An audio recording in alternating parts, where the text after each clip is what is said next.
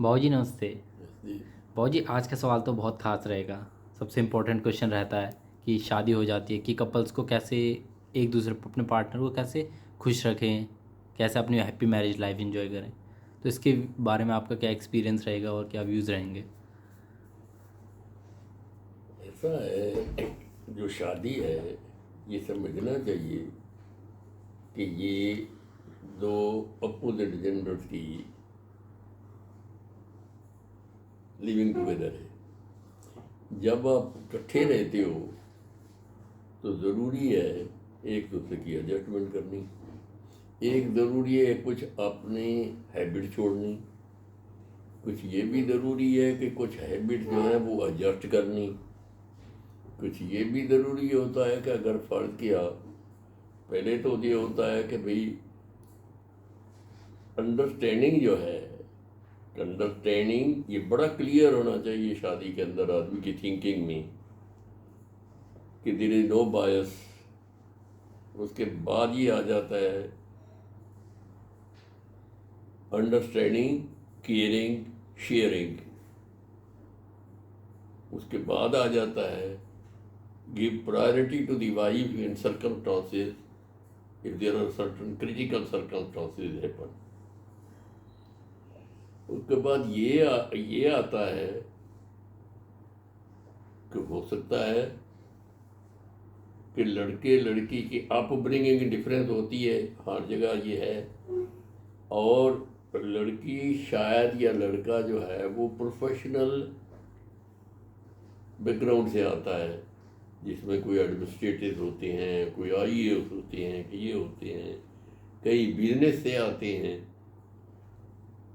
अब ये डिपेंड करता है कि जो घर है वो बिजनेस कम्युनिटी का चल रहा है या वो सर्विस करते हैं।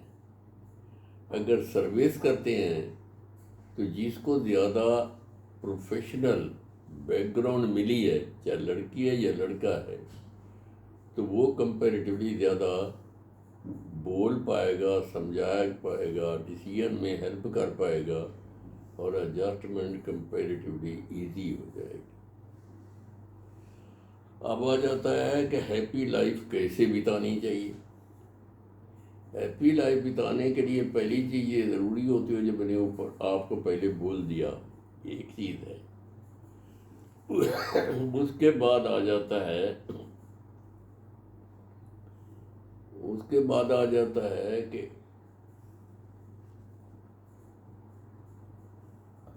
जब हम शादी होती है, लड़की जो है उसके पेरेंट्स में या उसके घर आती है, जिसको इन लॉज बोलते हैं। जनरली ये होता है कि मदर इन लॉ जो है वो चूँकि सारी ज़िंदगी अपने बेटे की खाना पीना, उसके कपड़े, सब केयर उसकी करती रही है, अब जा कर के ये जाके नॉर्मली चेंज होना होता है। अगर वो चेंज करती है तब भी मुश्किल होती है, चेंज नहीं करती मुश्किल होती है, क्योंकि वो जो है mother in law generally daughter in law के बारे में कुछ थोड़ी सी बायस होती है।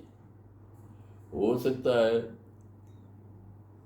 जो मैरिज की सेलिब्रेशन हुई हैं, हो सकता है उसके पेरेंट्स के कोई बिहेवियर ठीक नहीं रहा, हो सकता है लड़की की डिफरेंट एजुकेशन रही है और वो शायद इतने पढ़े लिखे नहीं है या इतनी उनमें थिंकिंग नहीं है।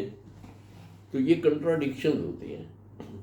जब ये कंट्राडिक्शन होते हैं तो उसमें अगर हस्बैंड अपनी बीवी को प्रायोरिटी नहीं देता, उसको सुनता नहीं है और उसकी जो घर छोड़ के आई है उसका कंपेनियन नहीं बनता, तो फिर हैप्पी लाइफ मुश्किल हो जाती है।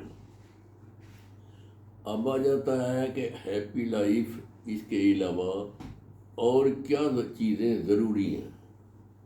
हैप्पी लाइफ के लिए ज़रूरी होता है कि जिसको डोरी बोलते हैं, कस्टम्स बोलते हैं, रिचुअल बोलते हैं, उनकी निग होनी चाहिए। जो लड़का है उसको अपने इन लॉज की ऐसे ट्रीट करना चाहिए जैसे उसके पेरेंट्स। और लड़की जो है वो ऐसा ऐसा ये समझेगी कि उसकी जो रिलेशनशिप है वो जाके उसके इन लॉज के साथ भी काफ़ी बेटर बने, एडजस्ट करने की कोशिश करे। माँ बाप जा कर के अगर वो घर में एडजस्ट करती रही है तो अगर लड़का उनको अपने माँ बाप की तरह समझता है तो वो लड़की को गाइड करेंगे, कहेंगे यहाँ तो एडजस्ट करती थी वहाँ क्यों नहीं है, इसलिए कोशिश कर दो और जाके एडजस्ट करने की। दूसरा हो सकता है उसको ये भी कहें 1-2 साल मुश्किल होते हैं, उसके बाद आते हैं पता चल जाती हैं, सब कुछ होता है, चीज़ें ठीक हो जाती हैं। जब लड़का ही अच्छा है बाकी चीज़ें तो सेकेंडरी रह जाती हैं, वो थोड़ी देर के बाद आहिस्ता आहिस्ता जाके एडजस्ट होती जाती हैं। तो जो हमने लड़का तुम्हें चुन के दिया है या तूने चुना है वो तो हमें तो वो बहुत अच्छा लगता है, और तुम्हें अच्छा लगता है नहीं लगता, अगर तुम नेगेटिव सोचती जाएगी तो वो अच्छे से पूरा होता जाएगा। अगर उसको जो कुछ भी है उसको समझने और समझाने की कोशिश करेगी तो बेहतर होता जाएगा और ज़िंदगी खुशी की बीतती जाएगी। अब आ जाता है कि इसके अलावा रोज़मर्रा की जो ज़िंदगी होती है उसमें जाके एक दूसरे को अंडरस्टैंडिंग और कंसल्टेशन चाहिए होती है। अगर लड़का जाके बीवी से बात ही नहीं करता, बीवी से सलाह ही नहीं लेता, जो डिसीजन होते हैं वो खुद ले लेता है, वो उसको कंसल्ट ही नहीं करती, तो वो खुशी कैसे आएगी? उस खुशी को लाने के लिए उस लड़की को जा करके चाहे उसके पेरेंट्स हैं चाहे वो है पार्टिसिपेट करना चाहिए। जब वो उसमें पार्टिसिपेट करी वो इनकरेज होगी, अपना जितना उसका नॉलेज है, जितना उसका एक्सपीरियंस है, जितनी माँ बाप से अपब्रिंगिंग हुई है वो उतनी खिलती जाएगी, उतनी हैप्पी होती जाएगी, और उसको इम्पोर्टेंस भी हो सकता है मिलती जाए कि हाँ जी मुझे तो पूछते हैं, मेरे से सलाह करते हैं, इसकी मतलब है मेरी कुछ न कुछ से या वैल्यू है। तो ये है। दूसरी चीज़ आ जाती है कि घर में जो मुश्किल और होती हैं वो ये होती हैं कि मदर इन लॉ जाके चाहती है कि मेरी डॉटर इन लॉ आई है वो मेरी सेवा करे। अब काम करती है नहीं करती ये तो डिफरेंट क्वेश्चन हैं, उसमें नहीं जाना चाहती, लेकिन लड़की अगर जा करके मदर इन लॉ के साथ शॉपिंग में या अदरवाइज चली जाती है बाज़ार में जा कर के जो कुछ उसको ख़रीदना होता है या छोटा मोटा गिफ्ट लेके जाता है, और दूसरा क्योंकि खाली होती है तो बातचीत करना चाहती है, उसकी बातचीत में पार्टिसिपेट करती है।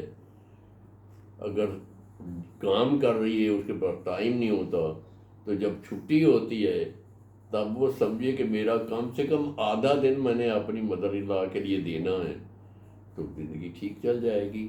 आहिस्ता आहिस्ता वो समझेगी कि अब मेरा कोई सुनने वाला आ गया है, इसलिए कोई नेगेटिव जो जो मदर इन लॉ का एटीट्यूड था वो चेंज हो जाएगा। हस्बैंड वैसे ही बीवी के प्रो था, इसलिए ज़िंदगी और खुशी की बीत जाएगी। तो ये सारी चीज़ें हैं जिसमें जाके खुशी की ज़िंदगी बिताने के लिए जो बहुत ज़रूरी होता है वो होता है कि एक दूसरे को अंडरस्टैंड करना, एडजस्ट करना, एक दूसरे का दुख बांटना, जिसको कहते हैं 2 बॉडीज इन 1 सोल। जब आदमी समझता है कि एक सोल है, एक सोल में अगर दर्द होता है तो वो जिसको भी होता है दर्द आता है। अगर 2 बॉडीज इन 1 सोल हो गए, इसके में दूसरे के बॉडी में भी कोई दर्द है तो सोल एक है तो उसको भी दर्द होगा, तो जब दर्द होगा तो फिर जाके एक्शन होगा। कई दफ़ा ऐसे भी इशू आ जाते हैं जिसमें जा कर के कई सब्जेक्ट ज़रूरी होते हैं और जिसमें हस्बैंड भी उसके काम की वजह करके दूसरी वजह करके वो गफलत करता है। उन हालात में जा कर के ये देखना चाहिए कौन सी चीज़ ज़रूरी है। अगर बहुत ज़रूरी है तो बीवी इम्पोर्टेंस है, बहुत ज़रूरी नहीं है समझा के सुन करके उसकी बात सुन के चला जाएगा, बाद में जब आएगा फिर आराम से बात आएगा। कि उसको कह जाएगा अच्छा भी तू भी सोच लेना, मैं जा कर के जब वापस आता हूँ सोचते हैं इकट्ठे बैठेंगे फिर जाके सेटल कर लेंगे, कोई ऐसा इश्यू नहीं है। तो इस तरीके से जा कर के अगर अंडरस्टैंडिंग है हर लिहाज की तो खुशी ज़िंदगी की जी। रिलेशनशिप अच्छे रहेंगे। ठीक ठीक है।